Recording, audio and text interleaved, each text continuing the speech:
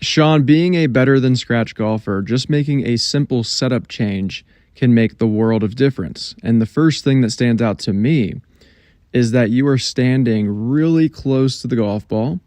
You're standing super, super tall. You have a bunch of knee bend, and it kind of looks like that you're sitting in a chair or a stool.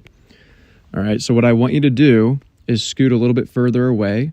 I want you to bend further over at the waist, pull these shoulders back, and from there, you're going to be set up in a much more athletic position with your hands dangling naturally underneath of your shoulders instead of a little bit out and away there. All right, that's also just going to give you a little bit more room to work with at impact. So as you take the club back, you do a pretty good job of working the club up the plane. Halfway back, you can see you're airing with the shaft looking a little bit steeper inside the ball.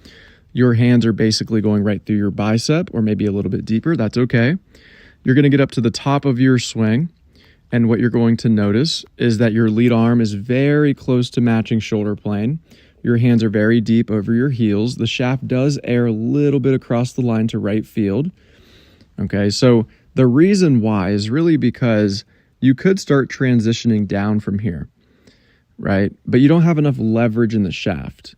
You can see you've turned your hips open 45 degrees, you've turned your shoulders open 90, but you are going to have to over-rotate and run off your hands and arms to get all the way back up to the top of your swing, which does cause you to get maybe just too far across the line. But it's not bad. You're going to do a pretty good job of getting the club back down onto the original plane. You do a pretty good job of releasing the club down the plane and rotating through and hitting a nice little stock shot draw. So a couple things that I really want us to work on.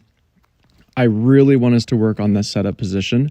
Getting you set in a much more athletic position. From there, I'd recommend a stock shot setter. This is going to force you to have the proper amount of wrist set in your golf swing and really in your backswing. So you could just get to this point, have more leverage created in the shaft, and it's going to be a little bit easier for you to shallow the club from there instead of getting just a little bit of runoff there.